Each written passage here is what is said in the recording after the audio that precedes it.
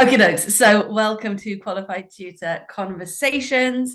We love having these conversations on Thursday because they push our thinking forward.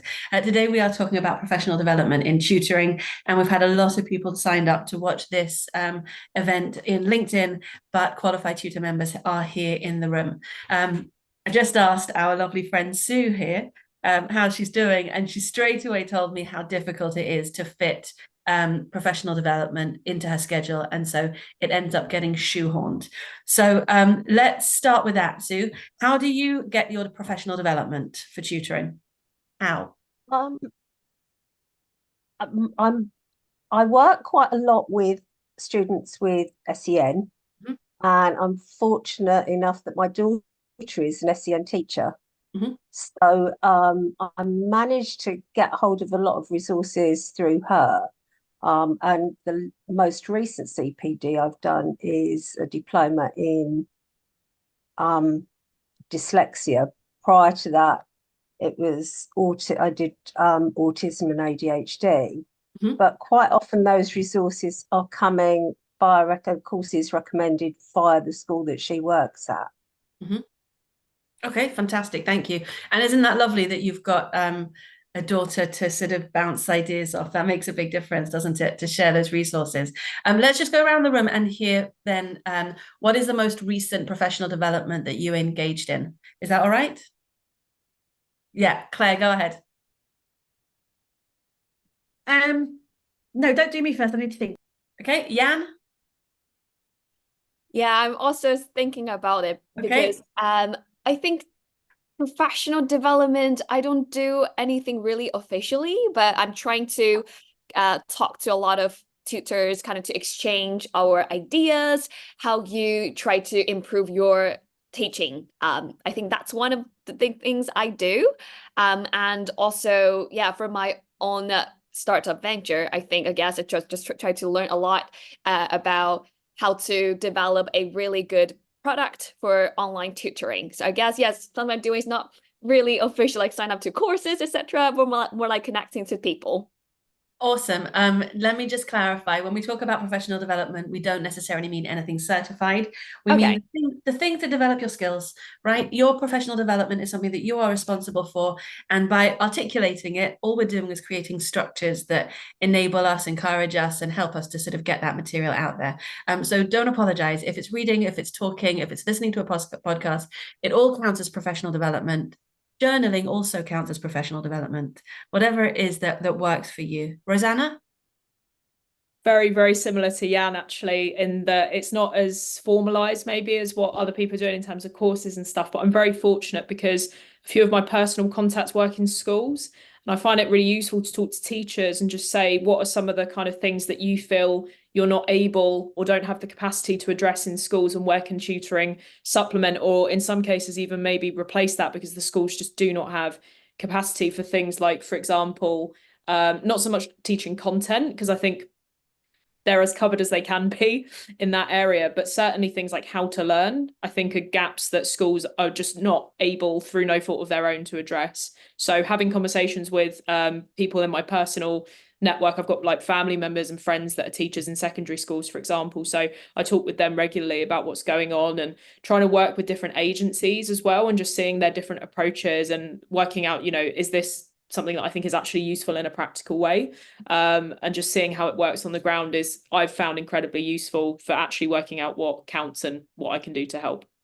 Yeah, that's really, really interesting. So you're almost doing customer development conversations, aren't you? You're working out where your place is to supplement at the same time as learning what's happening in school. I scheduled this theme for this week because this is the week that the World Education Summit is running in. I'm pleased to have been able to contribute a presentation to it, and I found it immensely overwhelming, that program. I'm reassured because I'll be able to access it for the whole year. And so I'm going to be drip feeding myself the information. But I can share with you that the first presentation was with John Hattie, who created Visible Learning, which is a huge meta study of all the best evidence in what works well in education today. And he was really focusing on we are very good at talking about teaching, but not so good at talking about learning. And so your point there about schools don't have capacity for learning, which is a balmy thing to say, right? Schools are a place of learning. They need capacity for learning. And I think one of the things that I want to touch on in this conversation is how do we make headspace for professional development? But we'll come back to it in a second. Sue, you told us about yours. Dee, would you like to tell us about yours? I think we know already. Some of us do. Yes, I was introduced to Sam at Educators Coaching Academy. It was actually a while ago that I first found him on LinkedIn and went to something that he did. And then, of course, he did a QT thing 2 or 3 weeks ago. Mhm. And as a result of that and several conversations, I am now enrolled on his elite diploma course. We've had 3 sessions so far, and we've got the 4th on Saturday morning, 3 hours. So we'll be doing some coaching. We'll be being coached as well as thinking about the competencies that we're going to need to meet to get ICF accreditation eventually. I think I had some quite interesting CPD on Monday because I had my first ever one-to-one coaching session being coached. Okay. And that was interesting. And I liken it to when I was learning to paint and to draw. I now had a real experience of what my students were experiencing and the fear and the anxiety and all to do with, trying to learn something new that you were convinced that you couldn't do it. So to be in a situation where I was being coached one-to-one for the first time was really interesting because I had very much an ear on not just the questions she was asking and how I was, I was obviously answering those questions, and we did an amazing deep dive. I mean, it brought up some stuff that completely blew me out of the water, but I also had half an ear on how she was conducting the session, obviously from a professional perspective, because I'm very much I like to have things modeled to me when I'm learning new stuff. That's how I do it. So to see an experienced coacher coach me I got 2 for the price of 1, I reckon. That's really interesting. I think that point around modeling is really interesting. How many CPD sessions have you attended where the presenter will say, people have a 5-minute or a 10-minute or a 15-minute attention span, so don't talk longer than that. And then they go on to talk for the next 45 minutes. We see it again and again. Yeah. We see again and again teacher trainers who do not deliver effective teaching. We see business presentations that have spelling errors in them. And so I reckon that modeling effective CPD becomes part of it, right? So what does good look like in CPD is something that I'm always trying to consider. People do demos for us constantly about different tools that they want to put in front of tutors. And if the demo starts with what the admin side looks like, they're never going to get my attention, and I'm never going to be passionate about their tool, right? But we as educators know that you need a hook, you need to inspire people before you go into the nitty gritty. So what good looks like in CPD is interesting, and what you're talking about, Dee, about having an eye on both the experience and the how of creating that experience is, I think, exactly right. And I think that's exactly what Sam's really good at, creating those really best practice modeling. And I hope we do that here in our back and forth as well. And that supportive environment. Holly, we've not heard from you yet. The question was, what is the most recent CPD that you've been involved in? Professional. I guess I'm coming at this from a slightly different angle. I work for a client where I'm the head of tutor support, and I'm creating the CPD program now. So basically, I'm coming at it from a slightly different point of view from the person who's trying to create this program. So that's the most recent thing I've been involved in. This college that I'm working with has done CPD in the past. They've done more than I'd say a lot of colleges that I've seen them do.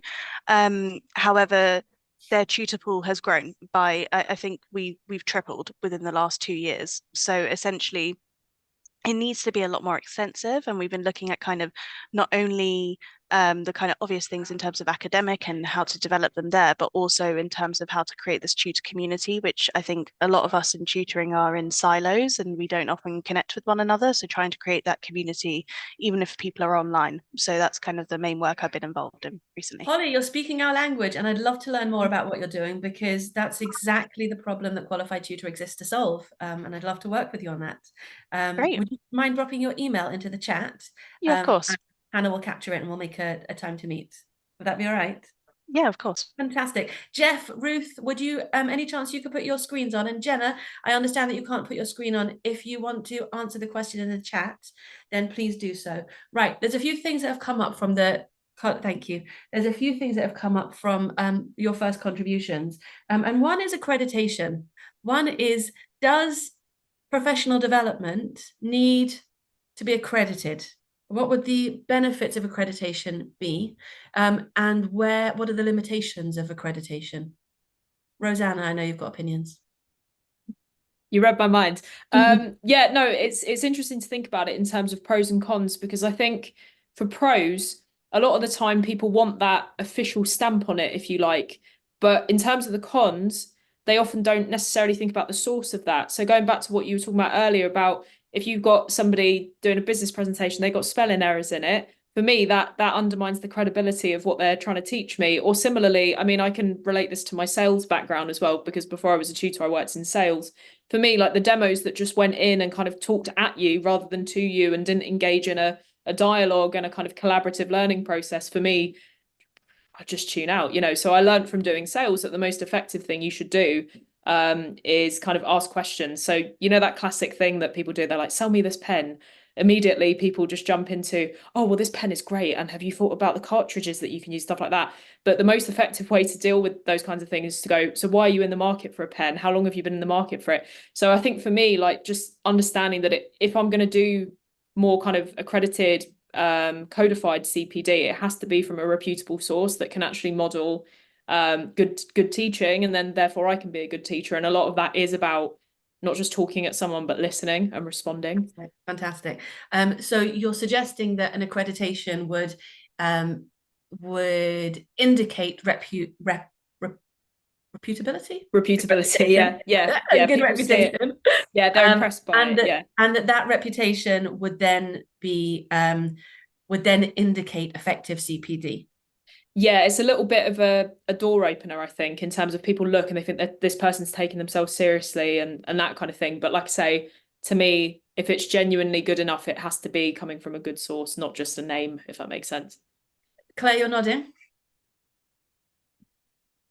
Yeah, I agree really, because if accreditation sort of does bring up the standard, I guess, a bit more. Having said that, I've just done my own workshop. I don't think there were any spelling mistakes. But you get Dee to check it for you if you want. She's the world's proofreader. Oh, right, I'll remember that. But yeah, I think that going back to the whole accreditation CPD thing,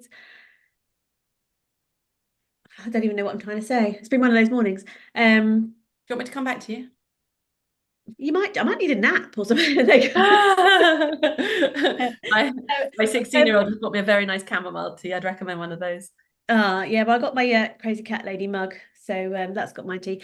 But no, I think that if it's accredited, then yeah, I would feel more inclined that it was better or more valued. I'm actually, because one of the things I'm doing at the minute is looking at personally looking at a clinic, and it's looking at actually which ones and what am I looking for, and it is accreditations that I'm looking for when I'm choosing. Yes, that's right. That's exactly. So again, with a tutor, that's what I would expect people to be looking for, and I would be looking for in a course if I was. Oh, very nice. So you just flipped it. Okay, so you flipped it now in two directions. So your client should be looking for accreditations with you. So you should be able to say, these are the accreditations that I have covered certainly for dyslexia, right? Anything that that is specialist and sensitive and complex, in order to be able to deliver work at that level, you would love to have an accreditation to be able to evidence it. And I think I do believe that online has created more and more need for accreditation, for robustness, because it's too easy to throw anything out there. Having said that, my eldest has just applied to do biomedical sciences. And he applied to all the best universities. We're really proud of him. He got a great place. But during that process, I discovered that the top universities do not accredit their degrees in biomedical science. Why? Because by the time the information goes up to become accredited and come back down again, it's already out of date. So the universities themselves rely on their own reputation to say, we're good enough, we accredit it. One of the places he applied was Oxford. So Oxford University's course, as I believe, is not accredited in biomedical sciences. And that's fine, because you know that if Oxford are delivering it, they're delivering it at a level. And the reason why it's not accredited is a really legitimate reason. Yeah. Equally, a podcast, a conversation, Jan's conversations with different tutors, those aren't accredited. And yet it could be the best learning you get. And so there's this sense of what is professional development, and in the same way, what is learning and what is education. Some training has accreditation and needs it, but then there's a structure to it. And then there's the mindset of professional development, which potentially is much, much looser, but can actually create just as much transformation. Dee, I want to call back to you for a second, because the other thing I notice about professional development that is structured and accredited is it feels a bit high stakes. And I know that, I hope you don't mind my sharing, when you started on the coaching course, it felt very big. Still does. So is that helpful? Is that sort of seriousness? So I participated in a workshop that felt very big for me, a writing workshop, and I found it actually not helpful. It stressed me out way too much. What are your thoughts? It's helpful for me because it helps me to focus. I've invested financially in it, not an insignificant amount of money, and I'm going to have to invest a significant amount of my time if I'm going to reap the rewards. So the way my brain works, that's great. And it's also very structured, which speaks to me very powerfully. I know exactly what's coming. And I've worked to competencies before. I had to do, when I first started teaching at the Met Office College, I had to do an NVQ in assessing NVQs. So I had to meet a whole load of criteria. Yeah. So I had to produce evidence and all that kind of stuff. And I think I broke the record in getting the NVQ in NVQ assessing because it's the structure, the way it worked. It worked for you. It worked for me. So yes, I'm still anxious about it. I'm in the community now where we're like QT, where experienced and qualified coaches are sharing their experiences with guys who've just started. And on the one hand, that is quite scary because you can see where it is you're trying to get to. But it is also, they're very encouraging as well. And I've now transitioned into that consciously incompetent part, which is possibly one of the scariest parts of that journey. Know that feeling. So let's just unpack that for Dee, what Dee's talking about there. So if you've not heard that model before, you go from unconsciously incompetent. So you don't know. Yeah. To consciously incompetent, you do know what you don't know. And then you get to consciously competent, where you can do it, but you've got to think really hard about doing it. And then you get to the unconsciously competent, where you do it without even having to think about it. It's right. Part. And the perfect example of that is learning to drive a car. So yes. My kids think it's easy to drive a car. They are unconsciously incompetent. They don't realize how little they know on the subject. My 16-year-old is just facing being able to start driving soon, and that terrifies him. So he's suddenly become conscious of how incompetent he is.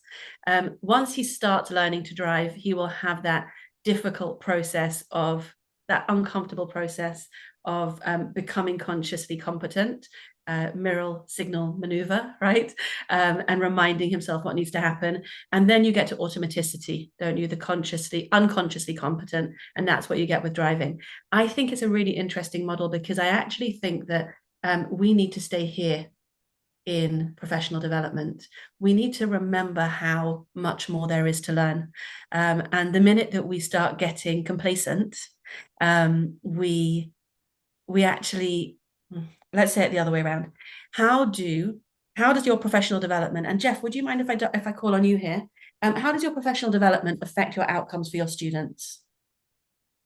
Yeah, this thing about knowing how little you know is on my mind. I just finished a master's degree in inclusive education in August, and Congratulations. thanks. Through the process of that year, it's really, especially because it's much more to do with like policy and law and that sort of thing. It's way more to do with like, oh, really, no one around the entire world knows what they're doing. No one has a good technique. It's different for everyone. So you just finish the degree being like, wow, I really know nothing and no one knows anything. And the only thing that we can really do is just try and put the students first. I think that's pretty much the only thing, because it's just what looks like good education is just so different for every single learner in every different context. It's different in London, it's different in Scotland, it's different in Nigeria. Do you know what I mean? So that I think that's really kind of it. It's just if you're putting the students first, but it's anyone who thinks they've got it figured out is wrong by definition. So yeah. I'm so glad I called on you for that, Jeff, because putting the students first is really, really important. Professional development that's not purposeful, that doesn't improve outcomes for your student, can become a massive distraction. And I know as a school leader, I was sometimes guilty of bringing shiny things into school, resources that my teachers did not need. And the best thing they could say to me at that time was, no, we don't need to change this maths resource. The one that we've got is perfectly fine. The children are fine with it. So Sue, you're smiling there. Does that resonate?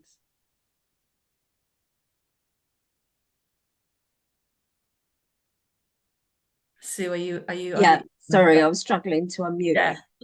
It made me laugh because I can remember that part of the decision to leave the classroom came when I used to watch my head teacher shuffling, and he was lovely. My last head was absolutely fantastic, but he would shuffle in looking dejected, and I'd know he was going to say, "This is the next new thing," from the way, from the look on his face. And he'd come in and say, we've got this new initiative and we're going to do whatever. And I would just look at him and go, that's great. How will it improve my children's learning experience?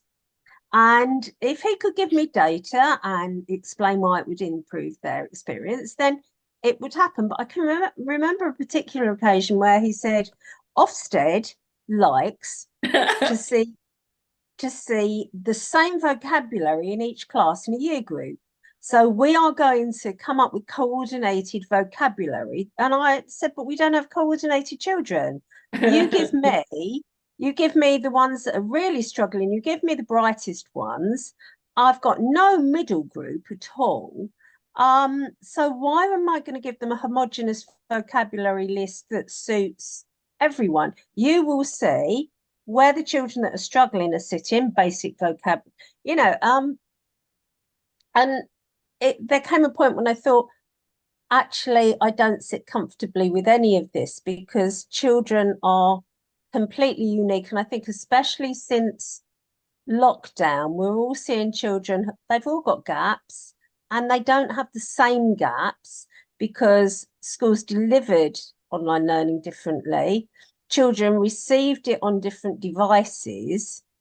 And I think the job is infinitely harder than it was 5 years ago, but also infinitely more interesting. Oh, what a positive approach. I really appreciate that. Infinitely more interesting. So the presentation that I've just done for the World Education Summit, they didn't want to hear about tutoring. They did want to hear about readiness for the future of education.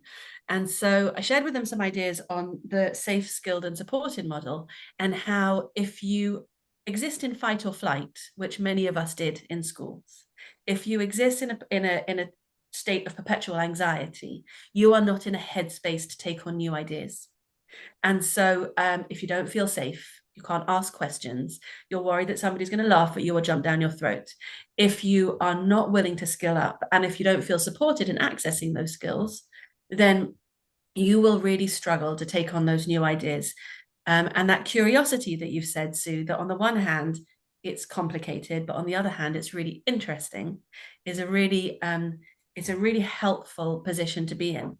Can I ask you, when you were in school and juggling all those different changes and different needs, were you able to see the interest, or was it too close?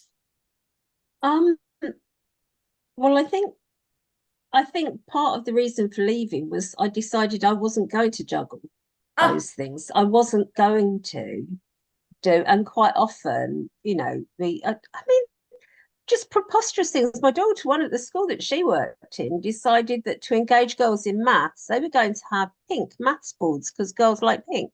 I think if you can't question and just say no, Jeff Carpenter, we need you on that one. Go on. Yeah, it would. So to some degree, it got to the stage where I was doing less juggling. I was just ignoring what we were told to do, and still delivering what I thought was appropriate for my class. And that sits uncomfortably when you do respect the people that are asking you to jump through these hoops, but you're just saying, no, I won't be doing that. So yeah, I had a bit of a reputation for liking the quirky ones. So I would get the quirky ones. So yes, I did find it interesting in the classroom. That is just fantastic. And also that uncomfortable position you're in where you respect the person, but not necessarily the new initiative that they're bringing in, does create tension. Jeff, the reason why I used your name just then was that pink boards for getting girls interested in maths is certainly not inclusive behavior, is it? It's just reinforcing stereotypes. Yeah, I don't know. I mean, it could be inclusive. I mean, if it came from the girls themselves. Oh, so nice. if the girls clubbed together or whoever and was like, well, we just really want a big pink and we're obsessed with, I don't know, unicorns and Barbie, and we really want that on the maths thing. And that was very much from them and part of their learning experience, then it could be inclusive. So Right. I don't know. That's and fantastic. The thing, I think I think the other big thing that that they tried to ram down our throats at the master's degree, because it is a very biased program, but that's sort of good in a way when it's such a huge issue, is that inclusion is a process. So again, it's this idea that you don't see we've done it, guys, we're inclusive now, here's the inclusion certificate, we'll put that on the desk at reception. It's an ongoing discussion, conversation back and forth with the students, as time goes on. I think that's really true, and I think Holly agrees with you. Well, every year that you talk to any teacher, any school, they'll be like, oh, year 9's this year, they're a real handful, aren't they? Or oh, I find the boys in year 10, they're so quiet. It's every even year group has its own kind of identity. So the way that those particular students are going to feel included or, is going to be different for everyone. Yeah. Yeah, I think, Holly, I'm coming to you right now. One of the things that I learned very quickly in inclusive practice is that it's a very personal experience of holding your mind open to lots of different ways of working. And in itself is quite exhausting, the idea that there's no one right way, and that you have to find it is exhausting. I agree. Right? It's frightening. It's But frightening. It's the same right. thing with my undergrad degree. You finish the degree being like, oh, okay, wow, I know nothing. Like you spend 3 years just learning how vast the topic is and how you'll it's literally impossible for anyone to have a handle on it, but you just Yes, do your best, you know. yes, It's yes, a humbling absolutely. experience, I It's a think. humbling experience. Yeah, Yeah, yeah, that's right. But absolutely. it always leaves you on the back foot. Jenna, you're bringing some awesome things that I'm going to call on in a second. But Holly, go ahead. Oh, no, I was just laughing along because I guess I've seen this from both perspectives. I've seen this from a staff member perspective, and I've also seen this from being someone who's a little neurospicy in the classroom. And it's something that I've seen on both sides. And the comment I got a lot because I guess when I was growing, so just putting it all out there, dyslexic, dyspraxic, and autistic. And essentially I was, I guess the word isn't any more high functioning, but I guess that's how I was seen in the classroom in the sense that I was quite able to cope. I was good, doing okay academically, but I knew I wasn't hitting my full potential, and that was really annoying to me. And the comment I kept getting from teachers was, "She's smart enough. You don't need to worry. You're fine. You're getting B's. You're fine. What are you worrying about?" And I was like, "No, but I'm working really hard and I should be getting A stars, and there's something stopping me." And after I did my GCSEs, my mum basically came into the school and went, "Told you." And then I got diagnosed, and that's when that finally happened. So I guess it's come a long way, but there's still a long way to go. And even in the school that I used to go to, I've actually recently revisited, and they've done so much to develop that kind of descend side of things at the school. But I guess there's still a lot more work to do, and I don't think we'll ever stop kind of working on it. And I think if anyone thinks that there's an end point, there will always be something more to develop on. There'll always be something to improve on. So for me, it's a continuous process. It's never going to end.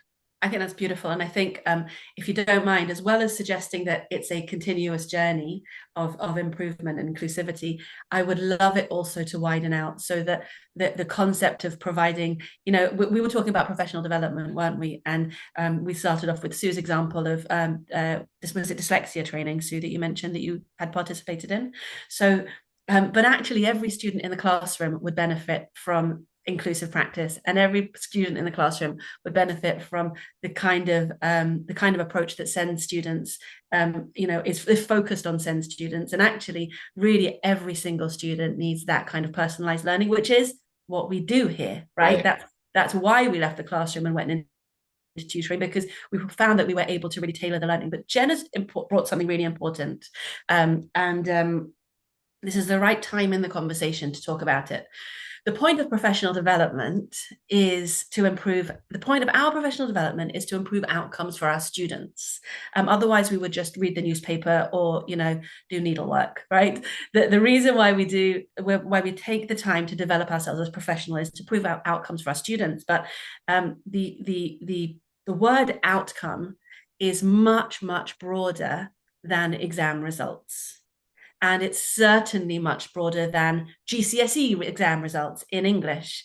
We're actually looking for the spillover effect that improving outcomes in exams will have for a child in terms of boosting confidence and unlocking doors. We're also looking for the outcomes of that experience of having a trusted adult that you can work with, that you can speak with. We certainly knew that in COVID, those one-to-one tutoring sessions that children were having tended to be the best speech and language that was happening in their lives when we were living in isolation. So what are your thoughts about how your professional development, and Dee, certainly your coaching work comes straight into that, doesn't it?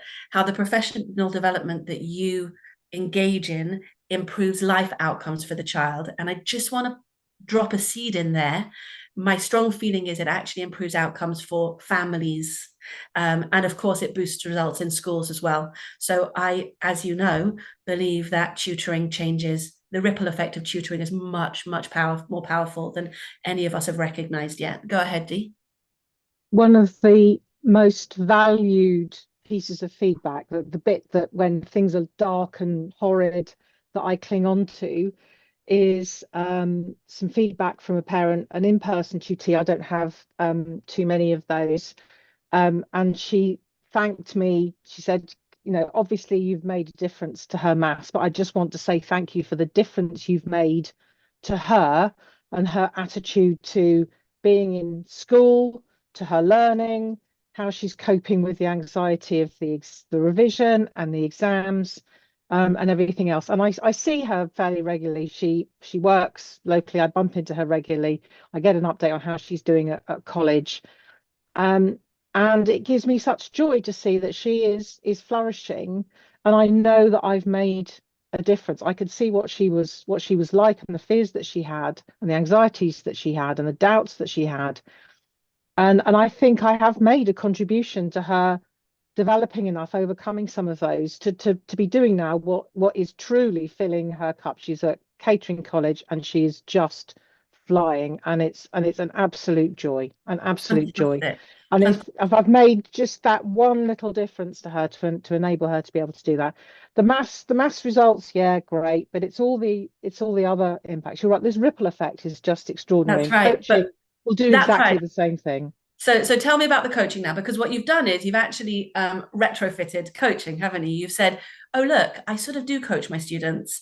They really do benefit from it. So let's get some structure around that approach. Yeah, absolutely. Absolutely. I already had a sense that I wasn't sure if I was coaching or mentoring or what it was that I was doing. Seeing being the sessions that Jack has run, and all sorts of things that I've done through QT have opened my eyes to I'm kind of doing bits of this already. I was kind of unconsciously knowing I was doing these bits without being able to pin down what was good about it, and therefore being able to develop it. So I needed someone to show me, actually, yes, this is good, this is not so good. So it's almost like the professional development re-articulated and clarified what you were already doing. Yeah, absolutely. Is that right? Okay. Question for you. You have limited hours in your day, and you need to choose what professional development to engage in. And from the many tutors that I know, I can tell you that many of us suffer from FOMO, and really we want to do plenty of everything, and every recording that's ever done we want to watch back again. But some things are a must-have, and some things are a should-have, and some things are a we could do without. So what are the must-haves in professional development for you, and how do you choose?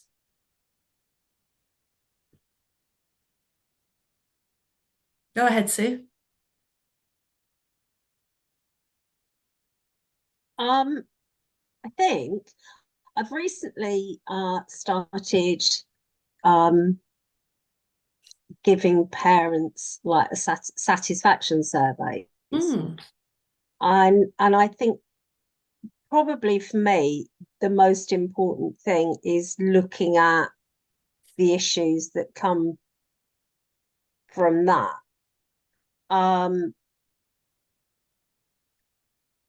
So it's about, see, I'm probably quite an unusual tutor in that I started life with a very definite direction that I was going in. And I know that if, you know, there are lots of tutors who probably do a far better job than I do, who just tutor maths or just tutor English. But I'm a bit of a butterfly brain, and I do get bored very easily. So as well as having my GCSE students, I also have quite small students. And I think for me, the most important thing is actually getting in touch with the whole gaps thing, because when COVID started, I can remember saying to parents who were very worried, I don't think you need to worry about this. You know, if they miss 6 weeks of school, it's not the end of the world. We'll have to adapt the curriculum. There'll be 6 weeks of learning. So if they don't know Roman numerals or fronted and who cares? But those are the two classic examples that get thrown around in primary teaching. Yeah. And that's for good reason, because those two examples don't sit in a spiral. Those are two standalone topics, Roman numerals and fronted adverbials, aren't they? Well, I think the English, if I'm completely honest, I'm going to put it out there and say I think the English curriculum is totally unfit for purpose. Rosanna's just packed up. I see children, you know, I'm tutoring 16-year-olds who can't write structured sentences, but can tell you what a determiner is. What's Right. the point? What is the point? Absolutely right. So, Holly and Claire are I'd nodding like to along. see, I'd like to see the whole English curriculum rewritten. I'm not entirely, I mean, I think the maths secondary curriculum, well, the maths curriculum is not fit for purpose either, is it? We send children out that are functionally innumerate, but again, right, they can tell you how to calculate the area of a cube. Who cares? Why are they going to use stem and leaf? So I think which certainly sidetracked a little bit. Curriculum is one of those subjects. Post COVID, I think it's about understanding how that. For me, what I'm really interested in is how you plug gaps, because it wasn't the 6 weeks, was it? It just went on and on and on, and then when they came back, we're still seeing schools locally where the children have substitute teachers. Yeah, like you've seen you've seen the K model, haven't you? Where the gap is actually widening. Yeah. And I think it's, for me, it's looking at a 16-year-old and working out how to plug gaps that really came from 4 or 5 years ago. Mm-hmm. So what I'm keeping that at level for a 16-year-old, so they're not being patronised. So what I'm hearing from you, Sue, and I think Jeff's just said the same thing, and Jan also in the chat, is using feedback from students or what you're reading from the students' need to inform your professional development, and going out and finding answers to the questions once they arise, and actually being really proactive and finding out where the gaps are. So that makes a lot of sense to me. Who wants to dive in here? Because I had yes, Jenna, that's exactly what I was going to do next. Jenna, go ahead. Sorry, Sue, I lost my thread for a second there. Go ahead, Jenna. Apologies again for the lack of camera. That's all right. Inclusive practice. I guess I feel a little bit frustrated by this conversation. Why does it have to be such a direct link? Why can't I do something, excuse the language, for the shits and giggles? Like 90% of my CPD is because I find my subjects fascinating, and I teach pretty much every single subject because it's interesting. And to me, so I'm autistic, I have ADHD, I'm thoroughly neurospicy, and my jargon term special interest, my main one is education outside of traditional classrooms. And one of the reasons I'm good at what I do, and one of the reasons why I can work with and get results out of some of the hardest to reach young people, in terms of the young people that have thoroughly been unable to access education in lots of different ways, is because I do random things, and I do random CPD that no one might think of it as CPD, and sometimes I don't think of it as CPD in the moment, but actually the fact that I went and did a woodworking course actually made me have a massive breakthrough with a young person that has been out of education for years and hasn't been able to engage with tutoring before.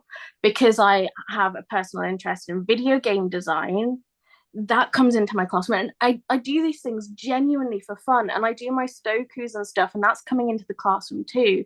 These things, who we are as people, informs everything. And opening up, and when it's one of the things I hate about working in classrooms, is this idea that you can't be a human being, that you don't have a life outside that classroom, you have to be this sterile being. None of that is fair to anyone, and none of that is possible. And the point of tutoring is to be a person with another person.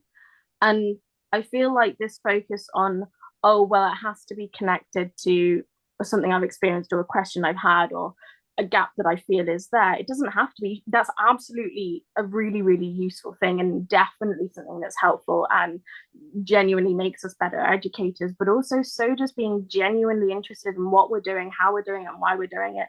And just to really quickly add on to how I do that, and how I don't get quite so lost and overwhelmed by just how much I want to know, because unfortunately I can never know everything as much as I am desperate to. There are 3 things. One it's always asking why and how. Why is something the way it is? How is it that way? Why is somebody learning this or not learning this in this way? All of that stuff, anything, just everything has a why. Be that 3-year-old toddler asking why everything, right? The other thing is a project that I run called Curiosities and Conundrums, where you just go down those rabbit holes. You spend 20 minutes going down and Googling the most random things that you've always wanted to. And kind of attached to that is something that I have with every student and I maintain for myself is a commonplace book. A commonplace book is kind of like a rough book, and one of my students calls it their permanent whiteboard, because it's that book that notepad that you have on your phone or that you stuff into your pocket. I'm very much more of a physical person, so for me it's a little notebook that I always have on my person, that I write down any question or idea or anything about anything that comes into my brain, and I have a section in there that's specifically for questions, and my students do this too.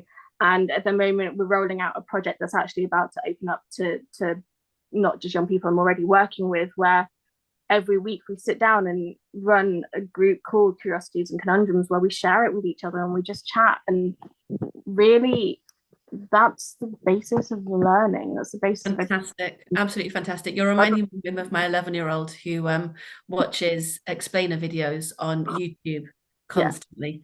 And on podcasts too. I can't not. And most of my TikTok feed is that too. Because my 11-year-old listens to Shower Thoughts. Yes, which is a fantastic podcast. And Jenna, I'm coming to you next, Holly. Jenna, I think you always do this for us, and I really appreciate you push the boundaries outwards for us, and I think it's really, really important.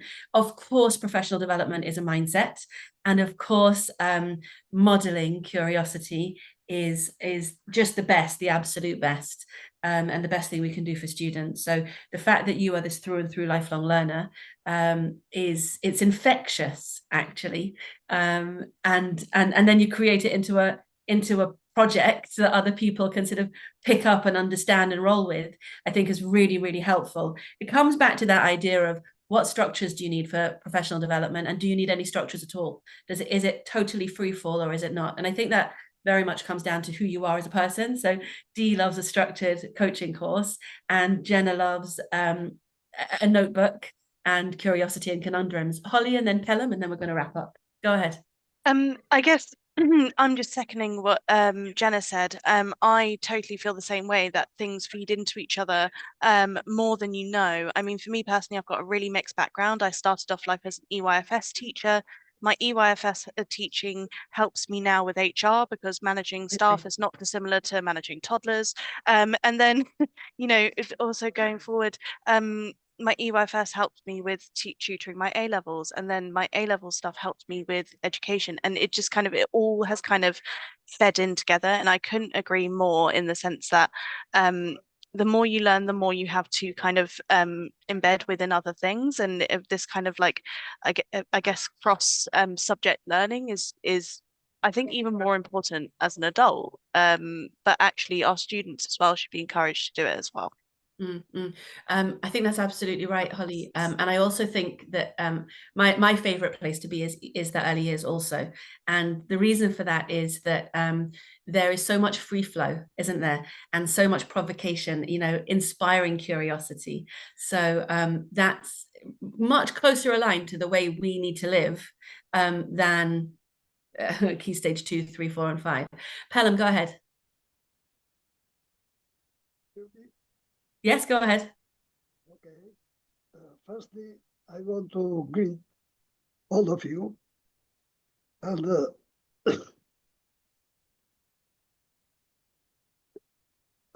this is the first time that I am joining such a panel. And these events are very important for professional development. I understand. Now I want to introduce a little myself. I joined you not to partake as you are partaking, but just as a listener. this is the first time I am joining such a panel. I am a math tutor, Pelum Klajeri. I am from Albania, and I have not had the opportunity to join you other times because there are difficulties related to. Callum, I'm so sorry. I'm going to interrupt you now. We are just wrapping up a conversation on professional development. I will be very happy to meet with you afterwards and have a conversation and discussion. If there was something that you wanted to share with us about your insights about professional development and tutoring, I would love to hear that now. Yeah, okay. Thank you. So I am a math tutor and I have started to tutor students. So I am committed to online tutoring. Yes. And this has started by the COVID situation that we had throughout the world. Mm-hmm. But I appreciate very much the online tutoring because there are many benefits, like the time, the money, the travel, and other things. And Absolutely. it is so easy to organize the tutoring of the students, to do it very well. Yes. In mathematics, for example, I want to share just a very few things that I am tutoring students from different countries in mathematics and in universities also, and in the high school. And the online tutoring provides many benefits for the students because Callum, I'm so sorry. I'm going to interrupt you. I have 5 minutes left for this discussion. And the conversation at the moment is just wrapping up around professional development. I would be happy to speak with you more about the benefits of online tutoring. So I'm going to just capture a moment here, if you guys wouldn't mind, to wrap up this theme that we've just explored. And I'm so sorry that I interrupted you, but really I do no have problem. minutes. Thank you. No problem. Thank you very much for. I appreciate that you managed to make it this time, because I know we've had a few emails on the subject. My friends, what we've done is we've explored professional development for tutors, and the nicest thing about this conversation was the assumption that it's a good idea, and that hasn't always been the case. There are many. We all know that tutor training did not exist as it does now years ago. Georgina Green often tells me, I didn't know what good looked like, you know, and then we started talking about professional development, and it's not just, you know, as you'll know, my course, The Foundations of Effective Tutoring, covers the basics of what pedagogy looks like, but really we've gone into niches now. We've looked at inclusive practice, we've looked at SEND practice, we've looked at coaching. We've not looked very much at the actual subjects and learning how to teach those better. I know that MathsConf is a very well-established resource for finding out about teaching maths. I know that Anna Martin is involved in a group that delivers professional development for delivering Latin and classics. And so there are these niches where we're all able to develop our own thinking and skills around the tutoring that we do. I think it's useful to think about the niches that we develop and how we build out our expertise based on what our students need. And then that sort of becomes our identity, doesn't it? It becomes our unconscious practice. And I think that this understanding that not all training needs to be accredited, but accreditation is useful because there's a certain amount of quality assurance. And to pull back to what Dee and Jenna have both said is that modeling professional development, so the doing of it, but also the noticing of it, and the mindset of professional development is really who we want to be. It's those lifelong learners. So in the last minute that we have together, I will share with you some of the professional development that's coming up in Qualified Tutor, but I do want to make you aware that our wonderful Hannah is determined to make as much professional development experiences visible to tutors as possible. So her newsletter that she sends out on a Monday of opportunities for tutors goes way beyond what Qualified Tutor offers, because there's so much out there and nobody can fill all the needs. But if you join us on Wednesdays, you will be able to participate in supervision circles. Supervision circles are starting on the 3rd of April, and they are a safe place for you to debrief on your tutoring experiences. If you have a stressful experience, if you have a difficult experience, if you have a wonderful experience, you need somewhere to share that with. So it's, on the one hand, it's a safe space, a staff room, which is, you know, who we always are, but it's more than that, because it's coaching and it's professional development. The concept of supervision is borrowed from mental health practice, because we take on so much from our students. It's important to have a chance to debrief. Those events are free for qualified tutor members. You can participate fortnightly. There are only 12 places available in every meeting, so please do book your place. If you want to participate and you're not yet a member, you can sign up also. It's a paid event.